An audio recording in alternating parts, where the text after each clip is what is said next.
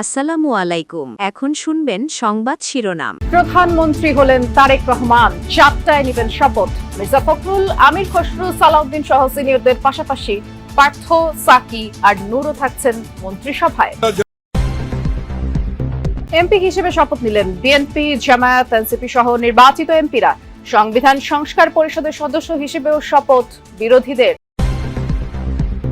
তারেক রহমানের নেতৃত্বে এগিয়ে যাবে দেশ, বলছেন বিএনপির সংসদ সদস্যরা। জনগণের শাসন প্রতিষ্ঠার আশাবাদ। রাজনৈতিক জীবনের নানান চড়াই উতরাই পেরিয়ে দেশের 11তম প্রধানমন্ত্রী হচ্ছেন তারেক রহমান। সবার আগে বাংলাদেশ স্লোগানে পেয়েছেন জনতার রায়।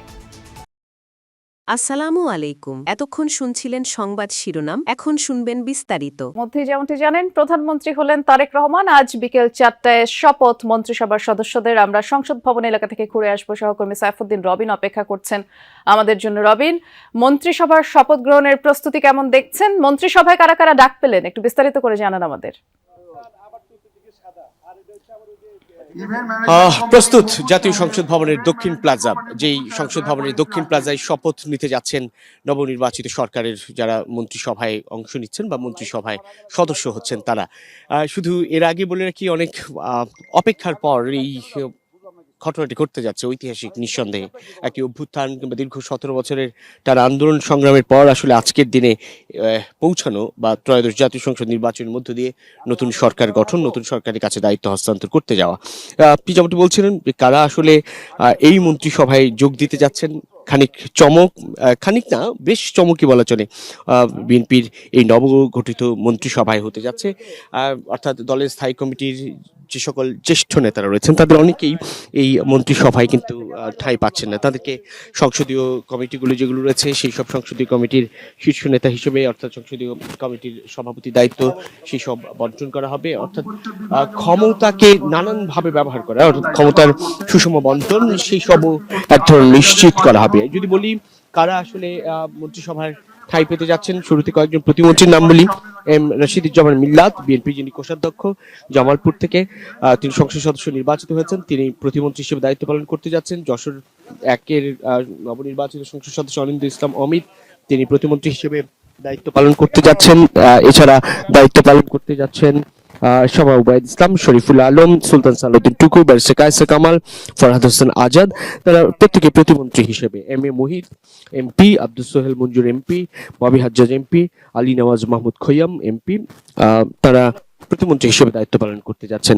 এছাড়া টেকনোক্রেট হিসেবে আমিনুল হক, ঢাকা 16 আসনে যিনি নির্বাচন করেছিলেন, বিএনপির ঢাকা মহানগর উত্তর বিএনপির আহ্বায়ক আমিনুল হক, তিনি টেকনোক্রেট কোটায় মন্ত্রিত্ব গ্রহণ করতে যাচ্ছেন প্রতিমন্ত্রী হিসেবে।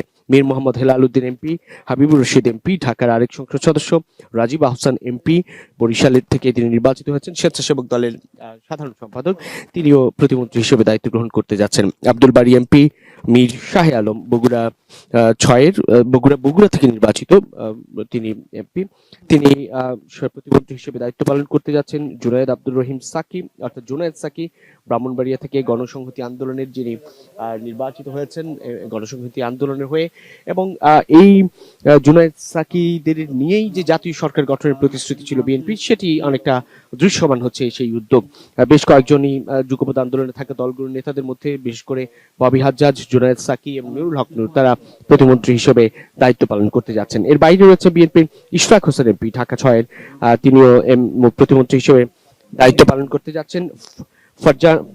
এছাড়া ফারজানা শারমিন পুতুল, নাটোরের, তার বাবাও একসময় মন্ত্রী ছিলেন, যুব ক্রীড়া মন্ত্রী ছিলেন ফজলুর রহমান পটলের মেয়ে ফারজানা শারমিন পুতুল।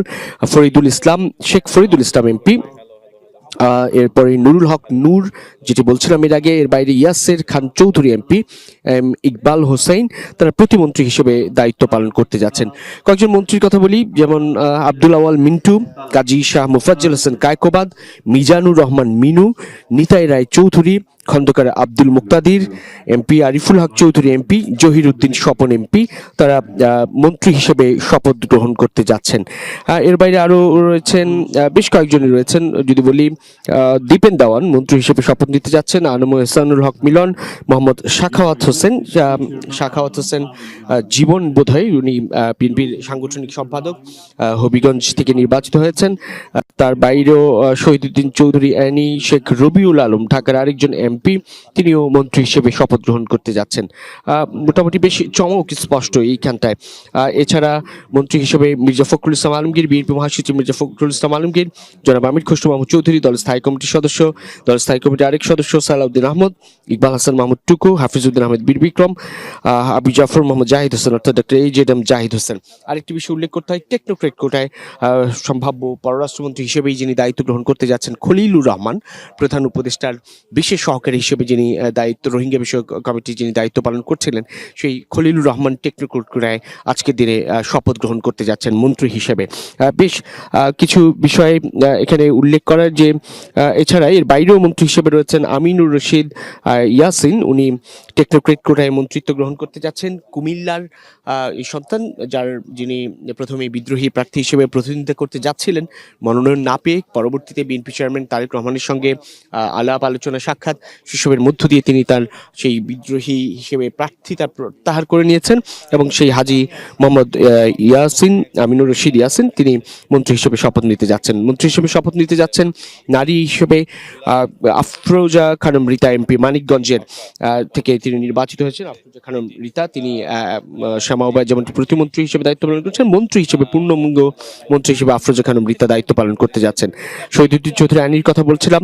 এর বাইরে আসাদুল হাবিব দুলু, তিনি রংপুর বিভাগের বা লালমনিরহাট থেকে নির্বাচিত সংসদ সদস্য, একসময়কার উপমন্ত্রী হিসেবে দায়িত্ব পালন করেছেন, যিনি তিস্তা মহাপরিকল্পনা বাস্তবায়নের লক্ষ্য নিয়ে পুরো উত্তরাঞ্চলে যেই ধরনের কর্মসূচি পালন করে এসেছিলেন বেশ কিছুদিন ধরেই, সেটি ওই অঞ্চলে মানুষের জন্য এক ধরনের অন্য রকমের আশীর্বাদ ছিল। এবং তিস্তা মহাপরিকল্পনা বাস্তবায়নের যে আন্দোলন, সেই আন্দোলনটি মূলত এই আসাদুল হাবিব দুলুর নেতৃত্বে হয়ে আসছিল।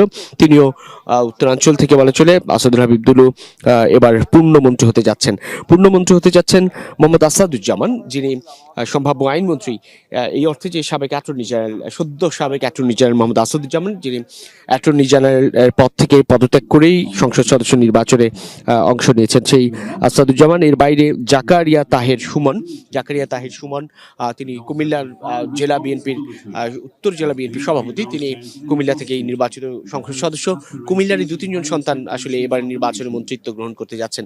এরকম বিভিন্ন, এর আগে যেমনটি বলছেন সিলেট আরিফুল হক চৌধুরী, উবায়দুল মুক্তাদির চৌধুরী, তারা যেমনটি মন্ত্রিত্ব গ্রহণ করতে যাচ্ছেন, এরকম অঞ্চল ভিত্তিক এক ধরনের বন্টনের চেষ্টা হচ্ছে এই মন্ত্রী প্রতিমন্ত্রীর পদগুলো, সেসবের চেষ্টা। নতুন অনেকগুলো মুখ এসেছে, আলোচিত নামের বাইরে মুখ এসেছে। দলের স্থায়ী কমিটির ডাকসাইটের নেতা মির্জা আব্বাস কিংবা গয়েশ্বরচন্দ্র রায়, সেরকম নেতৃবৃন্দকে এখানটায় দেখা যাচ্ছে না। ডক্টর মঈন খান, তার সম্ভাবনা রয়েছে স্পিকার হিসেবে দায়িত্ব পালন করার। দেখা যাক সেটি ঘোষণা হওয়ার পর হয়তো বা